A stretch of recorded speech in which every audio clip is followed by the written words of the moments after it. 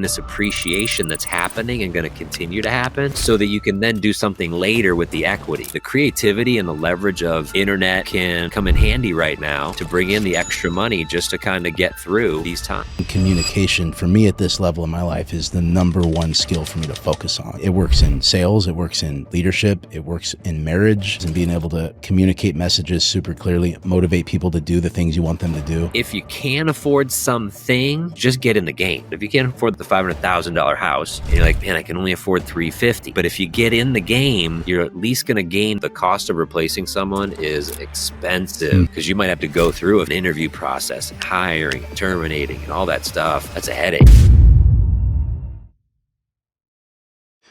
Greg Gale, what's up, my friend? Man, I'd like to say not a lot, but there's a lot going on in every aspect of my life.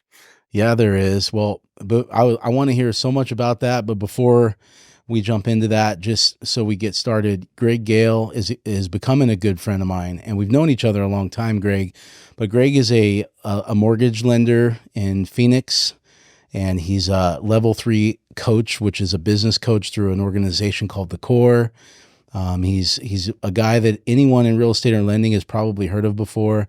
It never ceases to amaze me. I talk to anyone around the country, and when I mention Greg Gale's name, people not only know him, but they like him. He's a very likable guy. And I just thought this would be, a really good guy for our podcast because you're just a wealth of knowledge, man. I mean, you're obviously working at a very high level still, engaging millennials and middle to upper middle class families, try to figure out how to navigate the times we're in, because there is a super different time with inflation, with a stagnant economy, with prices and interest rates. You're very engaged, and I know this is your purpose in life. It's more than just a paycheck for you at this level. But I also think that there's people that are in business that want to hear about some of the ways you're approaching this business. So I thought it'd be a fun conversation. But Greg, just for people that don't know you, man, I met you, I think the first time was around 10 years ago. My first summit was in Coronado a long time ago. And I remember seeing you from afar and always admiring you. I was like, you were always this and I think we all feel the same way in the Core. Like, Greg's the coolest guy. He's always dressed up and just well-spoken. He's super good with technology, and you're going to be speaking on the main stage at the summit, but you're also just a good dude, and you've always been available to me. Before I was ever a coach, man, you gave me your number and you always responded. And I know that you do that for people, man. There's a lot of people around the nation that they can call you for help. And those are the things for me when I think about people that I would do anything for. I'm like, I pay attention to that. So thank you for always being that guy. But dude, for the people that don't know you, tell me how you ended up here today. What was your journey into lending? And, tell us a little bit about your journey, man. Yeah. So first, appreciate it. And thanks for thinking of me to come on your podcast. It was really an honor.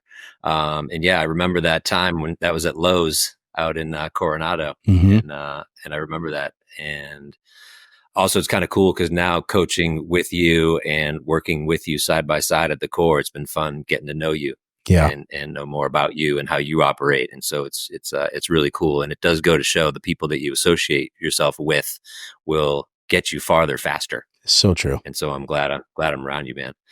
To answer your question, I was a personal trainer and ran a martial arts school. Mm-hmm. And my first client as a personal trainer was a mortgage broker, and she didn't get me in the business, but she got my girlfriend in the business, who's now my wife. Mm-hmm. And so when I was training her, I was telling her that my girlfriend at the time wanted to get into real estate, and she said she should get into mortgages. You can make way more money. And I was like, well, would you at least interview and talk with her? Because I didn't want to be the one that tried to convince her, because I didn't know about either industry. Yep. And so she's like, yeah. And so my wife started there. This was back in 2000. So this is her going in as secretary and then moving up to assistant processor. She actually did everything but originate. Mm-hmm. And then she helped the owner and became vice president of the brokerage over a 4 or 5 year span. Wow. And at that point in time was when I was at the 5-year mark training, and I'm doing 14-hour days. I couldn't train any more people. I was stacking people in my calendar. So I'd grab someone and say, hey, Chris, why don't we grab your friend and you guys work out together and I'll cut you a deal. So I could still make more in the session and you'd work together. But at some point I just hit a capacity of how many people I could train. And, the people at the club I was at, it's a very high end health club. And they were like, these are all salespeople, executives, CEOs, entrepreneurs. They're like, dude, you got to get out of here. You got to get sales. You need to be doing something else. And so my wife, now we're married. My wife's like, hey, there's a top producer at the brokerage that's looking for an assistant. Maybe you should look at getting into loans. And I'm like, and I never really thought of it. I was hanging with that crowd. I was still training the owner. So this is 4 or 5 years in. My wife's now working there. I've been to all the Christmas parties. I know all the people, but I never really thought like, oh, I should go do that thing. And at that time I was like, well, maybe she's right. And as I thought, I never really paid attention, but all those people had nice cars, nice houses. They were doing pretty well. I'm like, okay, maybe this is my thing. So I interviewed, his name was JB. I interviewed with JB. It was like a Friday afternoon and we sat down. He's telling me about the job and everything. And I'm like, this sounds like a pretty good deal. And he's like, well, I got to go. He's like, I got to go pick up a check from the title company. Why don't we just pick this up next week? And I was like, all right. And then I'm sitting there and I'm like, I go, this doesn't feel right. Like I can't give up this opportunity. Right. And so I said, hey, JB, my afternoon's clear, man. I'll come with you. And he's like, all right. So I jumped in the car. We continued the interview per se conversation all the way to the title company and back. We came out and he's like, hey, come on back in. So we came in, pulls out a yellow pad of paper and he starts writing down. He's like, how much you making over there? And I tell him, and it was like $39,000 a year or something. And he's like, okay. And he started writing it down. And he's like, well, here's the things I'd want you to do. And he starts writing it all out. And he's like, does that seem, acceptable or whatever? I'm like, yeah. He's like, when do you want to start? And I was like, well, I got to give my clients 2 weeks notice, man. I've been training these people for years and super vested. And they all know I've been thinking about doing something, but I don't want it to be a surprise. He's like, totally, no problem. So took the job and ultimately unwound. Now, I'm sure in the past, Chris, you've had jobs where you just had to like tell your one boss that you were leaving. Like, hey man, I'm giving my 2 weeks notice. I had to tell like 15 people, call them all, see them face to face, transition each one of them to a different trainer. And so it was a lot. And it was cool because all the people were happy, but sad that I was going. Yeah. Because they had been with me for so long. And I knew I knew intimate details with them. I'm 3 hours a week, hour. Oh yeah. You're totally invested in their life, their health. Yep. I'm watching their kids go through school, like go from middle school to high school to now getting accepted to college. Like there was a lot of these relationships there that I actually still have today. And this is, I don't know, 2005. It's 20 years ago. It's been a long time. Yep. Right. But I still see some of those people. I actually rejoined back to the gym and got kind of hung out. There's some of the trainers are still there from that. That's cool. Like, dude, you've been here for 20 years. They're like lifers there. So that's how I ended up ultimately getting into the business, was having that opportunity roundabout ways through the personal training to meet the broker, to get my wife in, to then her bringing me in. So you became, whatever it was for this guy, a loan partner or something like that, we'll call it. And then obviously you became a loan officer. How did you find your way into the core? Because I think one of the things that is relevant for people that I always talk about is how, when someone's in business, for us lending, it's a difficult industry, even if you're doing it at a very high level. But I know for us, one of the greatest game changers was getting coaching. So where did you find the core, and how did that change for you? Yeah. And I'd like to say, I lucked out, and maybe it was a blessing or maybe it was coincidence. I don't know. But, when I first came out to college here at Arizona State, I was just driving around one day and saw this. I kept driving by this school, this martial arts school, and there's hundreds of martial arts schools. And I just kept driving by this one, and I finally went into it. And then I met the teacher, and it turns out it's just a ridiculous style. Him and I hit it off, and it just literally changed my life. And then as I get into the mortgage space, I, in a roundabout way, end up getting connected to JB. I become his loan partner, his assistant. And basically he would, he had all these relationships. He would structure and take the loan app literally on a piece of paper. He'd hand it to me. I'd input it in the computer. And then I would chase down everything and I would get it to close. And he would just go, get more. And I would close it all. Get more. I'd close it all. I'd coordinate with the ops and get everything done. Just a true doctor nurse kind of deal. Mm-hmm. And it worked out really well. Well, in September 2008, JB passed away in an ATV accident. Wow. Okay. So I got a call. I get a call in the middle of the night from his mom, and I didn't realize it. She left me a voicemail. I pick it up in the morning as I drive to the gym, and it's pitch black. I'm staring at the full moon, and I see the voicemail, and I pick it up. I listen to her, and she tells me to call her, and so I call her, and then she tells me that there was a freak ATV accident. So long story short, I just turn around, head home, wake up my wife. I call his best friend because he didn't know yet, went to the brokerage, and then we just started to unravel everything. So him and I were already, now this is 2008. So 2005, 2008. So 2008 is when the crash is all happening. Mm-hmm. Him and I were already moving from a brokerage to a bank. So we had already been interviewing with companies. We had flown around the country. We were making a decision to move. The broker knew, right? It was all transparent. And so after he had passed, I left as we were supposed to, but it wasn't JB and myself and a few loan officers and an operation. It was me and the processor were going because I didn't run the loan officers. I was running JB's business.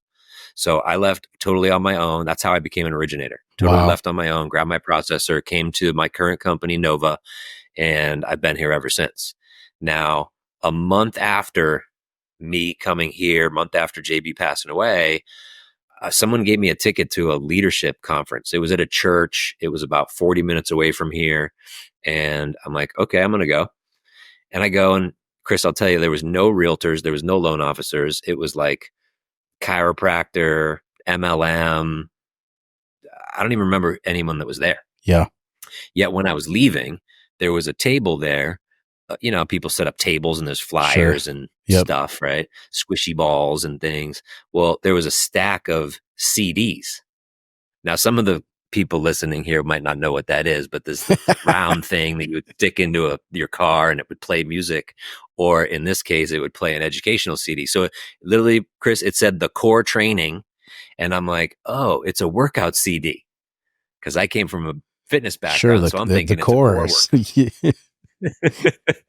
So I grab it, I get in my car, I put it in, and it's a 40-minute drive back to my house. So I'm listening to it, and it's like this trumpet. It's the old core CDs. Yeah. And I'm like, and this guy comes on, Rick Ruby, and he starts yelling, and I'm like, what is this? I'm like, this isn't a workout CD. And then I'm listening to it, and it's like lender, realtor, chase realtors, have a clean car, clear off your desk, have a plan, track everything. And I'm just listening to it. I'm like, wow, this was a lot. Mm-hmm. And by the end, I was close to my house and close to my new office. I pulled into the new office. It's a Saturday. Pull into the new office. No one's there. I go in and I log into thecoretraining.tv. So that's how long ago that was too. And then it's $89.95 for the program, because that's all they had was one program. Now they've got 3 levels. So I get my next CD in the mail. I get this book. It's called The Blue Beast, and it's got all the forms to fill out, a lead tracker, etc. And I'm like, all right. And I started on the program, and I just every 2 weeks I'd get a CD, I'd listen to it, and I'd start doing the stuff. Because like you had said about coaching, my coach was JB. JB was my mentor. He taught me the business, he didn't teach me how to prospect. I just caught it from him because I listened to him. Sure. We were in an office that was probably, I called it a clown car. It was like 4 feet by 6 feet for both of us. We had 2 desks, we're crammed in there, 2 phones. Yeah, sometimes that's the best way. Yeah, I mean, I just got to imagine just learning from someone who's really good at whatever they do, and you could sit there and shadow them for 3 straight years, 12, 14 hours a day. Mm-hmm. You're going to learn a lot that I didn't realize I learned until after he was gone, and I would hear myself saying his stuff. Mm-hmm. I built my business how he built his business, which was the core model.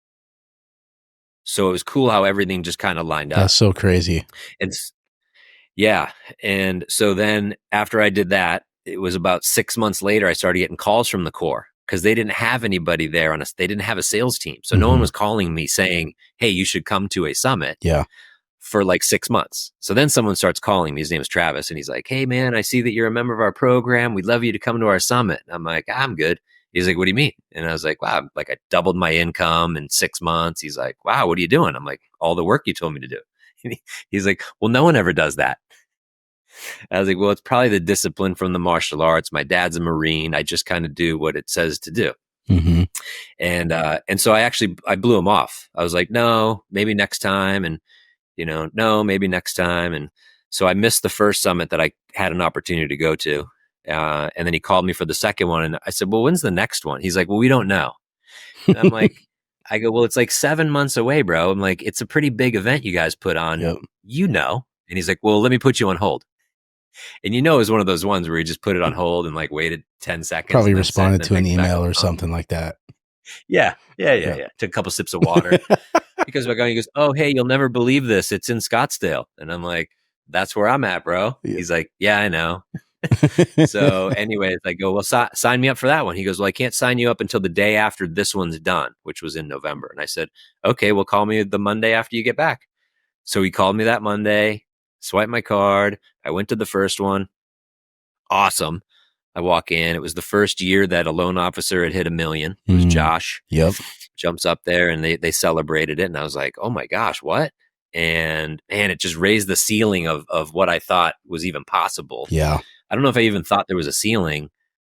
I just didn't know that was even possible. Yep. And so that was pretty cool. And then meeting all the people there. And so then I left and I'm like, I got pages of notes, plenty of tactics. Travis calls me. He's like, hey, you going to sign up for coaching? And I'm like, I'm already in coaching. He's like, no, you can go to level 3. It's $2,000 a month. And yeah. I'm like, oh, dude, that's a lot of money. I'm like, I'm already doing what you're telling me to do. What else are they going to tell me to do? He's like, that's a good point. Like he didn't have any rebuttal for it, right?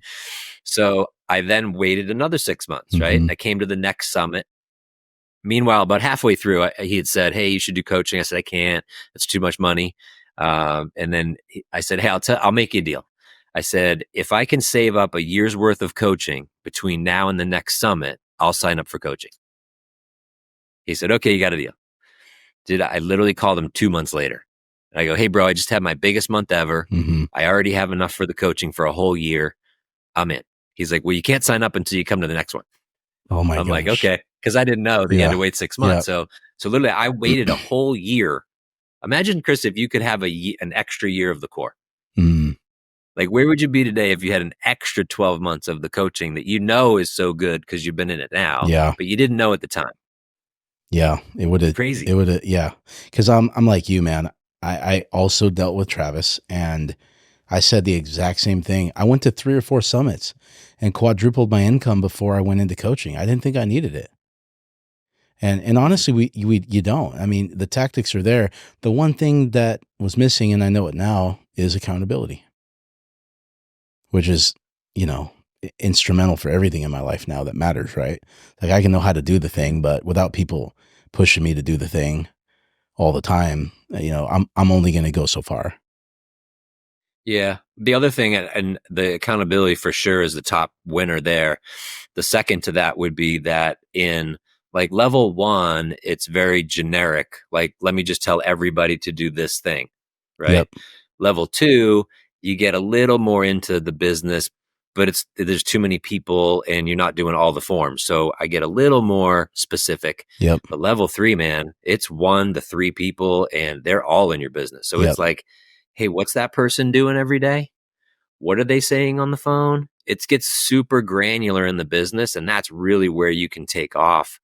Again, adding that accountability factor, but they really get in your business where you can get specific than very general. That's what I've found for me, because when I went to the summit, I was like, oh no, dude, this was way better than the CDs, but I just got a bunch of stuff that I'm going to go execute. Right. But I had that discipline to do it.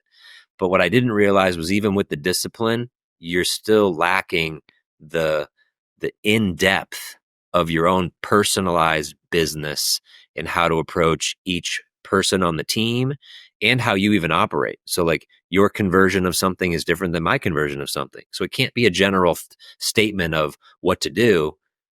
It's very specific to the student. And that's why level 3 is so powerful. And that's why when you plug into level 3, you see the, growth is like this in level 1, this in level 2, and like this in level 3. Yep. Yeah, no, you're right. The exposure to what's possible. And I was on a call, doing coaching yesterday with the two groups, and just everyone's going to the summit, thankfully. And I just told them, I said, man, you guys, one of the things I battle with, and I always have, is getting out of a growth mindset and getting into like a scarcity or sort of a complacent coasting mindset. I said, thankfully I can tell you that the time that I get out of that mindset is shorter and the time that I stay in it is longer. I said, but if there's one thing that you'll always get out of going to an event or being on these calls, these level 3 coaching calls, is you're constantly getting pulled back into that growth mindset and being reminded no, you have no excuses. The only problem you have is generally the solution to it's inside of you. And so I agree 100%, man. I mean, even our call, just the things that we've been exposed to together in 6 months. I mean, it's game changing, man. Game changing. Yeah. And very relevant, right? Yes. To what's happening now in the market and what we're seeing for the future. Totally. Right. It's relevant. Yep. So man, that's a cool story. JB sounded like an incredible guy. I had no idea about, I did not know any of that, man. I'm so grateful that you shared that. And you're a loyal dude, man. I mean, you've been with the same company forever. I mean, I love the character that you have, Greg. It really comes through, and it's cool kind of hearing the backstory. One random question: what kind of martial arts were you doing, and are you still doing it? Yeah, so I still train. It's Kempo Jiu-Jitsu. Cool. So Kempo is way of the fist, so it's a lot more from the waist up. Anything from the waist down, like knees and takedowns. My guy jokes, he's like, we don't kick people in the head unless you threw them to the ground first. and that's so that's my guy was. Go ahead. My guy was cool because he was very innovative, kind of like, you and I are talking with the core and stuff, and our business has to be innovative, is that, it starts off very traditional. And then he's like, dude, you got to apply this to the street. So as, this is back in 1990 that I started training. So as jiu-jitsu and Brazilian jiu-jitsu and ground fighting started to emerge, he's like, hey, we got to start bringing this in. So we got one of the top Brazilian jiu-jitsu guys in Phoenix to come and train us in our dojo. And then we launched a training program. And it's so funny because, learning from the coaching, when you become a coach, you learn as a student, like I'm thinking like these people are so far ahead of me, and they're really not. They're just a few steps ahead of me. And so when he launched the program, we trained for like 2 years. And then he's like, all right, we're going to start coaching people. And I was like, we're going to start coaching people? He's like, don't worry, your learning curve will amplify because you're going to start training people, because you're going to be grappling with them. He's like, you should be paying me to practice. I'm paying you as a coach. You should be paying me because you get to practice on all these people all day. And I was like, dude, you're right. So we did that. And then he also brought in a guy that was a weapons. And there's one weapon that's legal in every state is a knife that's less than 2.5 inches. Okay. Once you go past 2.5, like some states you can carry a sword, but some states you can only have a 2.5-inch blade. But every state you can carry that. So there's a guy that travels the country and he teaches just knife fighting, and he also trains a cane. And he's like, a cane is like a hidden weapon. Because you see someone walking down the street with a cane, you're not thinking he's going to hit me with the cane. You're just thinking that's an old dude. He's going to, right? So my guy, I look at my guy because I remember once he hurt his ankle and he's walking around with a cane, and I'm like, man, he would hurt somebody with that thing. Wow. Most people are thinking, oh, I can steal that guy's wallet. Dude, the stakes are high, man, these days. Like people that you just never know. I mean, MMA has come so far, and there's so many, there's so many training facilities all over the country. I think that's one of the greatest things that's come out of like UFC is the exposure to martial arts. And there's so many people doing it now that's like, it's high stakes, man. If someone wants to try to hurt somebody. You just never know. Like, and there's a lot of states people are packing. I've always loved martial arts. I did Taekwondo for 5 years and then boxing for 2 when I was a kid. And then I got into MMA. Oh, I started watching and I'm a huge fan of MMA.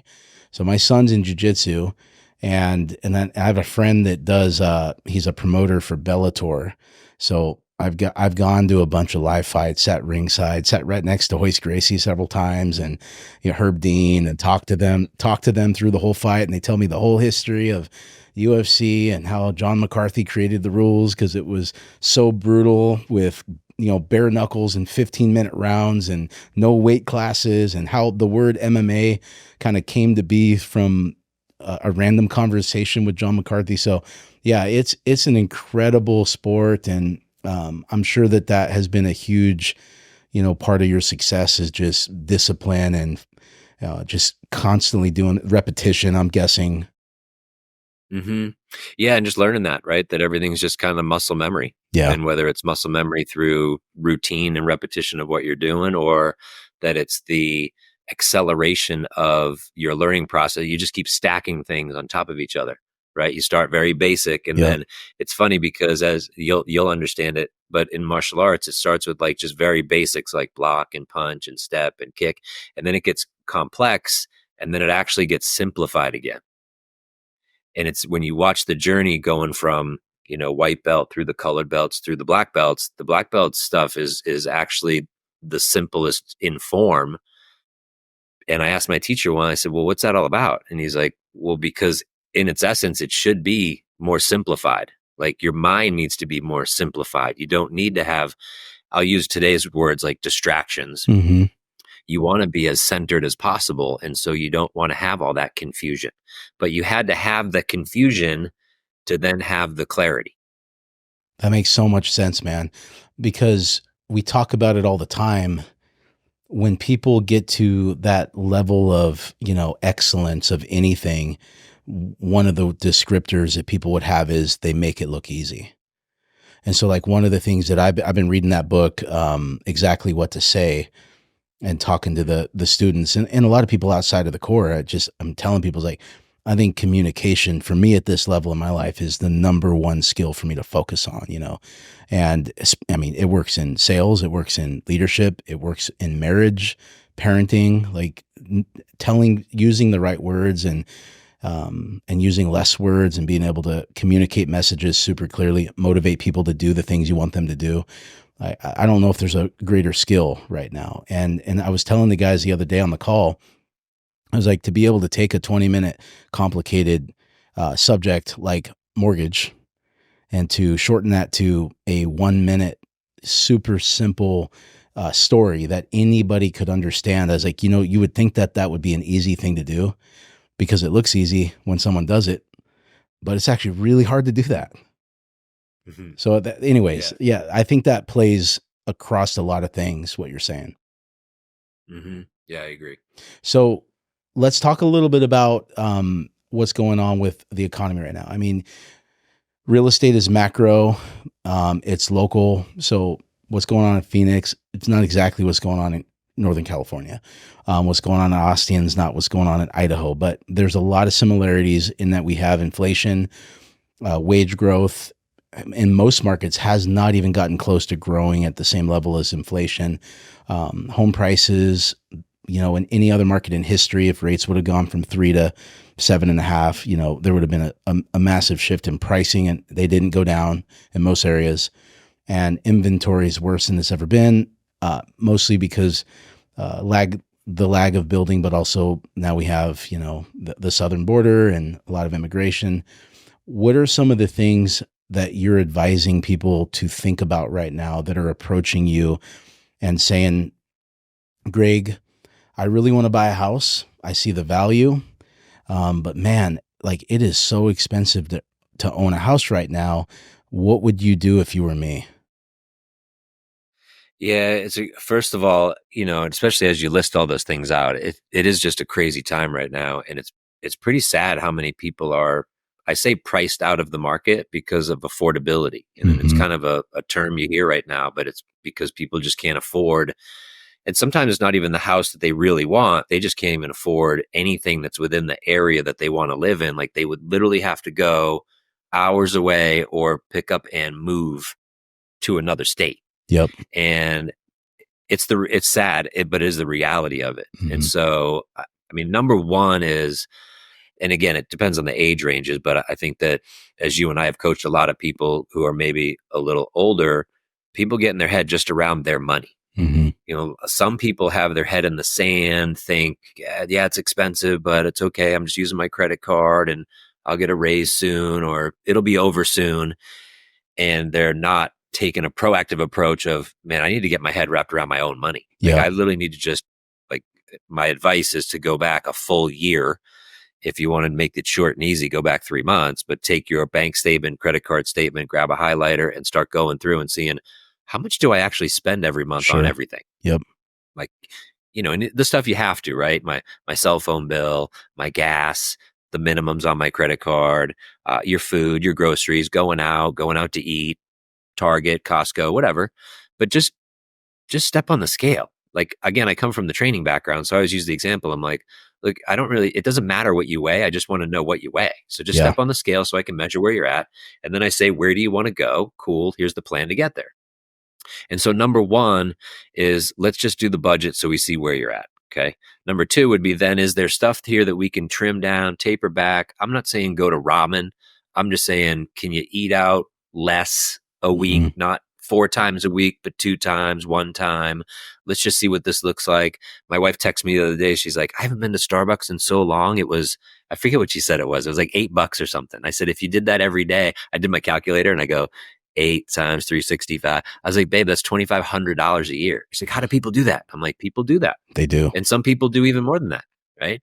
And I'm not saying cut it all out. I'm saying, let's just first understand how much you really are spending. Right. And then let's make a decision on, where do you want to get to? Because just piecing that together can get you somewhere. Now, that doesn't mean that all of a sudden you can afford the house you really wanted. Right. Totally. But it's a start. The other thing is that if you can afford something, in my opinion, and not because I'm in mortgages, but because I've made money in real estate, is just get in the game. Yep. So if you can't afford and I'm just throwing out numbers because it's area specific, but if you can't afford the $500,000 house, and you're like, man, I can only afford $350. It's not as big as I want. It's not as big as a yard as I want. It's 15 minutes further than I want to be. But I say, but if you get in the game, you're at least going to gain this appreciation that's happening and going to continue to happen, so that you can then do something later with the equity. Because the alternative is, okay, I'm just going to work on my budget and I'm going to save money, but I can't outsave the inflation.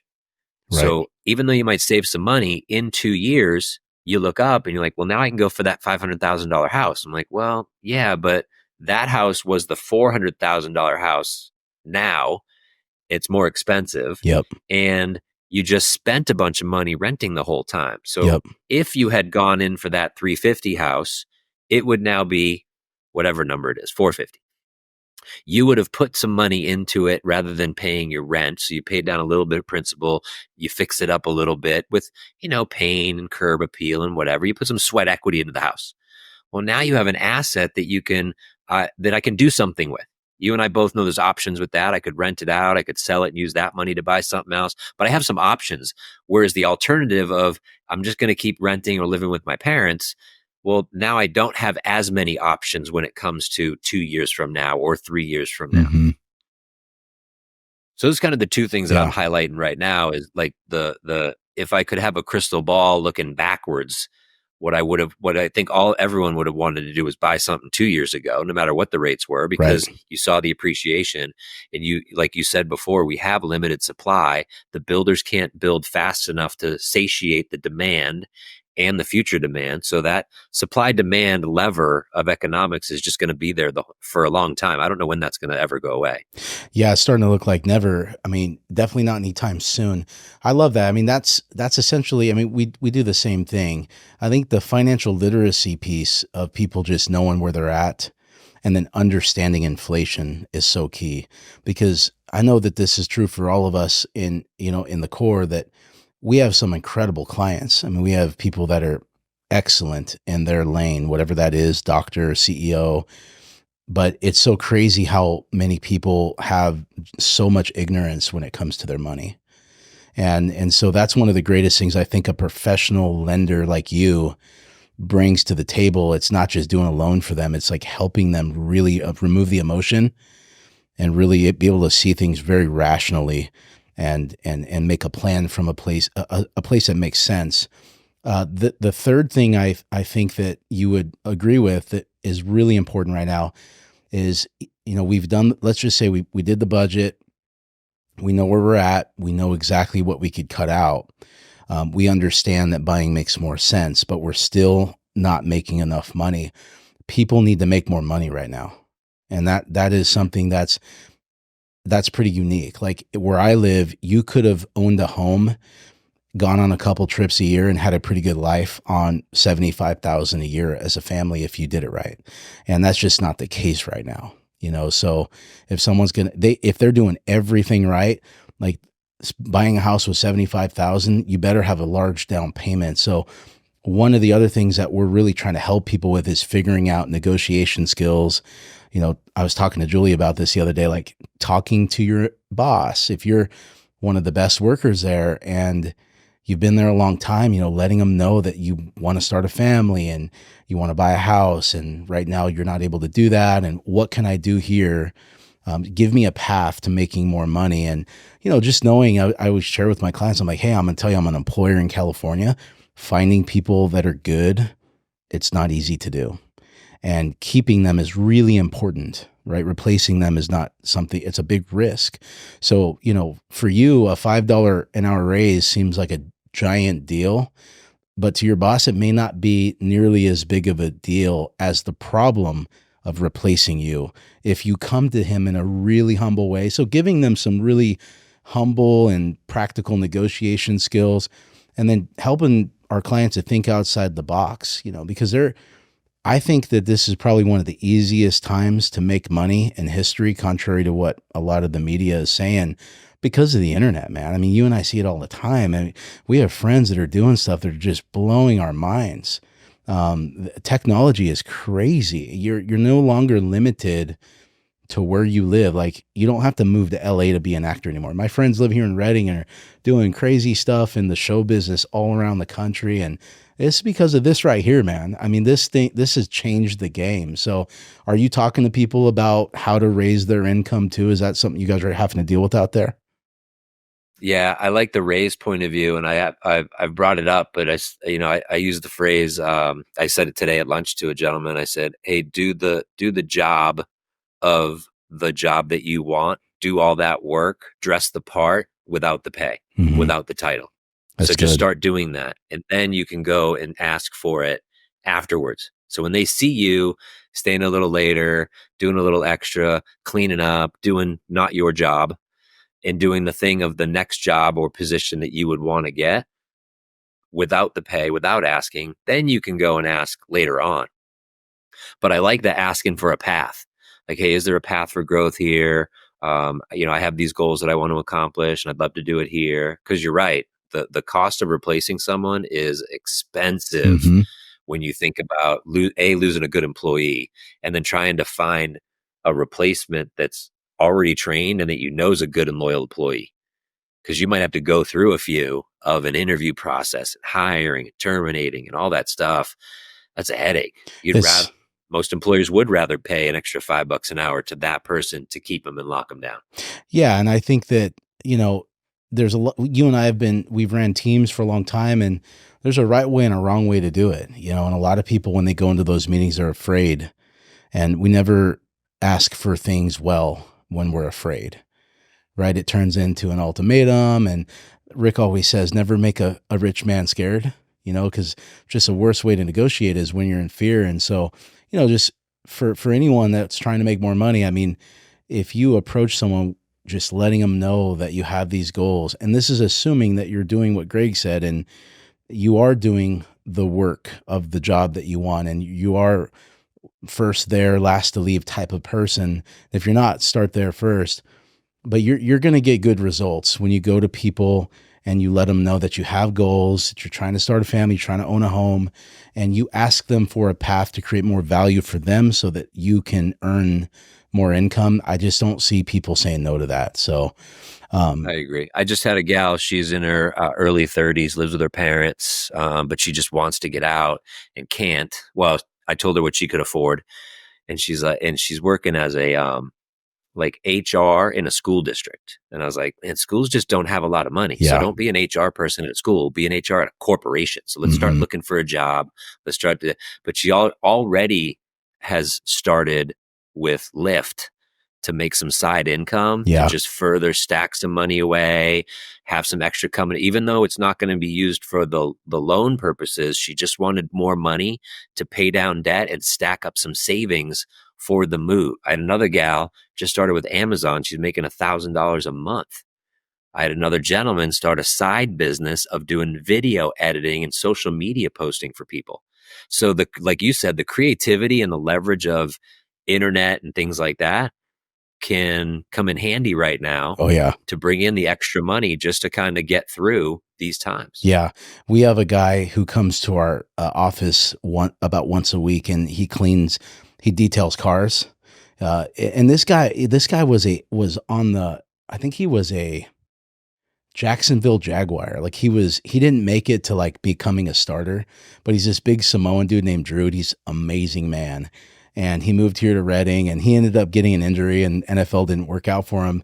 And so he created this detailing business. He's got a really cool brand, and so he's just like going to people like me and saying, "Hey, I've got this detailing business. If you want me to wash your car, I'll charge this. But if you let me do it once a month, I'll drop it here." And I just watched this guy over the last 6 months like build this super lucrative mobile detailing business, and then his friend, who's also a Samoan guy, they came in to get a house, and his wife started a house cleaning business. And they're like doing really, really well. And so, these are things outside of technology. I'll tell you one more story. This is probably the best one. I use it all the time. We had a nanny about 5 years ago, and she ended up getting married to this guy from Switzerland who was here on a visa. They had to move back because he had to do some more time with the military and get his green card. So he called me every single week and asked me, like, what book should I read? How do I invest my money? What industry should I get in? And I would wake up in the morning and he would be calling me. He kind of like got my time. He knew how to get a hold of me. So he'd be calling me at 7 a.m. He read every single book I told him, Greg. He did everything I said. I was like, you should get in a sales job. I don't know what they do over in Switzerland, but find some big ticket items and go sell and get on commission. So he did. And within a year, he was the top sales guy, making more money than the owner. And now this is going to be a great story, but let me just say, before he became the top sales guy, he was calling me in the middle of it, telling me about how much anxiety he had and how hard it was to make sales calls and not to know what he was going to make the next month because he was having a child, like literally paralyzed with anxiety. And it was so good for me. I'm like, bro, you just got to break through it, man. Make more calls. I know it sounds crazy, but just make about 10 more calls. And so he ends up doing that. And about 6 months later, he's doing well. He saved like 40 or 50 grand. And he said, hey, man, I think I'll have my green card in November. He's like, I want to start a business and quit my job. I was like, whoa, hold on 1 second, man. I was like, send me a business plan. So I went on Google and I found like on the EOS website and sent him this business plan. And he puts it together. He calls me and he was like, have you ever heard of Go High Level? I said, no, I haven't. He's like, it's a international CRM, and they do social media and all that, and a lot of businesses really need it. I was like, okay, well, show it to me. And he does it. And so long story longer, man, he quit his job and he started calling at night into America while his wife and kid were sleeping, trying to make sales calls to get websites and stuff with plumbers and contractors all over the country. He starts lining up an agency and getting clients. He flies to Dallas to the Go High Level conference. And last November, he moved here with his family, got his green card. He had just enough to barely pay his bills. And I let him use an office here. And, today this guy's he's crushing it. He's killing it. I hooked him up with our friend Joey and Michael McAllister to Empower. They're all going to meet in Dallas. And So I tell people all the time when they tell me how hard it is to make money, I said, let me tell you about my friend Jonathan. I was like, I promise you, you do not have excuses. That's a good story. It's a great story. You're right. So, well, and you'd alluded to it before, you know, most of the problems are just within. There are our own barriers, there are our own fears, our own thoughts get in the way of knowing what we already know inside of what to do. Yeah. Or that someone that's already gone the way with a proven process has said, hey, this is what you need to do. And you just, it's like, you're holding yourself back. Yeah. One of the things Rick always says is ask me more questions. And man, that's really resonated with me. I had a guy here today who him and his wife have she's kind of a famous author and stuff. And he's like the ops guy in the back. And he's like, man, I kind of feel weird, man. I couldn't do this without her. And so he's been doing real estate on the side and he's doing some subject twos and stuff. We actually have Pace Morby coming up here to do a conference here in August. And so some really cool stuff. And he's telling me, and then he just starts asking me all these questions. And I felt so honored. I felt so valuable. And I was just like, man, I was like, I'm so grateful that you ask questions like that. I said, because I honestly feel like for me at this level of my life, like that's a sign of a smart person is that they know what they don't know and they ask tons of questions. And I think, you know, one of the last things in closing here is for people that are listening to this, if you're, you know, struggling with anything financially or anything around anything right now, we live in such an open world. You know, this whole Pace Morby story. Do you know who Pace Morby is? Yeah. The sub 2 guy. So my friend Michael Miller, he's got this group called the Dead Presidents Club, and he's helping a bunch of people do subject twos all over the nation. And he told me about a week ago, he's in my office. He's like, hey, we have Pace Morby coming to our event in August. I said, really? That's pretty cool. He's like, you'll never believe it, man. I literally DM'd him on Instagram cold. And he replied to me and I said, oh, is this Pace Morby or is his assistant? I'm trying to see what he would charge to come to an event. And he drops a voice memo, says, no, bro, this is me, Pace Morby. I manage all my own accounts. He's like, give me a call. Here's my cell phone number. So my friend calls up Pace. He's like, hey, man, and I'm doing this thing. He's like, yeah, dude, I'll come. He's like, well, what do you charge? He's like, I won't charge anything because I love what you're doing. He said, just pay for my plane ticket in a hotel room. I'd love to come up there and meet all those people up there. And dude, that's happened to me so many times in the last couple of years. And the message is for people, man, people are approachable. And there's a lot of people like Greg out there who are totally willing to help. We just have to become willing to kind of take the risk and ask people for help. And I'm still learning that right now, but man, every week right now, I'm reaching out to somebody and because I'm on a journey of trying to learn the things I don't know. And I just know that there's a lot out there. So Greg, man, I so appreciate you making time. I know it's an hour later there in Arizona. It's Friday night. So man, thank you so much for jumping on with me. And I know people get a lot of value out of this. No, thanks for hosting me, man. And I appreciate it. And I know this is a lot of work for you, but to put this kind of content out for people, it's super valuable for them. I think it's definitely a need, especially now, but it's just a need in general. And so I appreciate that. And I love that you're reaching out to people. Like that's like we talked about before, it's a muscle that we all just need to exercise more often. Yeah. It's just reaching out to people to connect with them. And maybe you end up being the one that can help them, or maybe they're the one that can help you. But either way, it's a win. Totally, bro. Well, have a good weekend, brother. Please make sure to like, subscribe, and comment, you guys. I'm going to put Greg's information down in the description. And we're so appreciative. We'll see you guys on the next episode.